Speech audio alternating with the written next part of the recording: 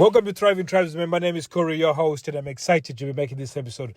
This has been had an interesting chat, and this was a crazy story. I'm sharing this one because it kind of justifies what I've been saying. And for those people that have come back at me talking about how I shouldn't be speaking bad about therapists, and I do respect therapists because I had a therapist who worked on me on dealing with my own childhood trauma. That was absolutely amazing and really transformative. But the only thing that I'm against is the marriage therapists. And not that they don't know what they're doing, but they don't know what they're doing as pertaining to dealing with a sexless relationship. It's a completely different thing. Failing to communicate within a relationship and figuring out strategies to better communicate your point of view is one thing. And if your trauma is holding you from speaking your point and getting your point across is another thing. So when it comes to having a sexless relationship, in order to deal with it, it's a whole set of problems that I don't think any of them are qualified to speak on. So, and again, it's very controversial when I'm saying this because most therapists will be going crazy about it. It's like, what the fuck are you talking about? So if you give me a chance, I'll give you...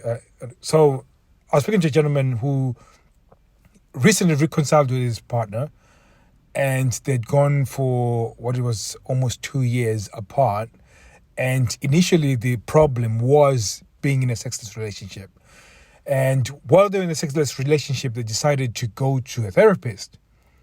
And it turns out the more they went to the therapist, the more the relationship got sour. And one of the reasons why I said, before he even told me, I said, did it feel like you were gathering evidence for the whole week and then you wanted to go and speak to this person who became a referee or at least a judge to say, you're pointing all these other faults that this person has caused you the whole week and she's doing the same, and then you're hoping that the therapist chooses your side, and basically this becomes this game. And it so happened they eventually found out that this therapist was a feminist, which is, there's nothing wrong with feminism, but any point of that he put across would have been not been seen in a favorable light over a woman. So as things went on, they ended up it just went horribly wrong, and they ended up separating with children and everything. So they separated, and it was absolutely terrible situation. But after a while, they discovered that they actually love each other. They can really reconcile and really work on it. So they did, and then they find themselves again within a sexless relationship. Now, when it comes to somebody who's the low libido partner, they have a default place where they are, where that default place where they've got low libido. So, for example, because of that, there is something mentally that can be blocking them from experiencing desire. There might be some certain, and again, most people they go towards trauma and say it must be trauma. But generally, it always comes down to behavior, especially if that person was okay with having sex and loads of sex initially when you met and within the relationship, or at least when you're discovering each other and we started getting to know each other and became boyfriend and girlfriend. There were certain what I call E factors. So there were emotional triggers towards having sex that were happening over the time. As you evolve within the relationship, the potency of the things that were triggering those emotions sort of wanes and then sort of gets diluted. So therefore, as you evolve, your seduction triggers evolve, and it's more about figuring out what's actually changing. So it always comes down to behavior and whether those E factors are still triggered by the same thing, you just stop doing the same thing and therefore that's why she's not triggered, or you keep doing the same thing and her triggers have shifted and you just have to shift in behavior. And it comes down to that because I've said all of that in order to say when they came back, one of the things they decided to do was to go to a sex therapist. And instantly I was like, that's an interesting take. And I thought that might have been a very good move. It turned out it was not a good move. And I think I know why it wasn't a good move. Because generally with sex therapists, and from the ones that I've spoken to, they deal with seduction, but they'll deal with the touch, they'll deal with the this is where she would feel most turned on. And it's stuff that she already knows. You already know what turns on your wife. You know how to make her feel excited. But the issue is that is that barrier of touch, is that barrier of moving from her default state, which is low libido, to yes, I'm ready to be aroused, or yes, I'm ready to be seduced. And it's that flick of the switch within the mind that needs to happen in order for that to happen. So it comes down to, it has to be the behavior. And you have to understand what are those behaviors, or at least be able to figure out what are those things that are the triggers that will get her excited.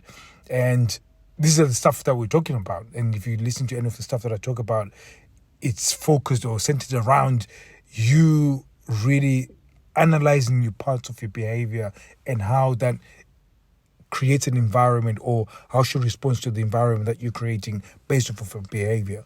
So we talked about this, and it was a very interesting conversation. I thought I'll share it with you guys so you can see that I'm not saying I'm the only guy who can help you, because there's now quite a few people that I've discovered within this space that are doing a really good job. They don't speak about sex and being in a sexless relationship the way I do. They might not have the same experience that I do, in the sense that, like I said many times in this podcast, many times in my 20s, I got into thousands and thousands of interactions with women. I was coaching this from a very, very young age. It's been 20 years since that time, and I've been consistently teaching people on this frequently. I used to teach it mostly in my 30s. I left for a while and got married, and then had to learn new sets of skills in order. So, in fact, I started breaking it down the other week when I was speaking to somebody that before I used to teach guys how to get into a relationship, and never really taught them about retention. And when I got married, I started learning about retention. So, and this is now my specialty, where I teach you how to retain the excitement within your relationship and keep it passionate, keep it exciting. So thank you very much for listening. I'm not going to give you a call to action because the way I spoke about this, it felt like I was positioning myself to try and take you away from what you're already doing. Whatever you're doing, everybody's got their own journey. Everybody's got their own path. But you can shortcut it if we can at least have a conversation, and I can sort of see where you are, where you're going.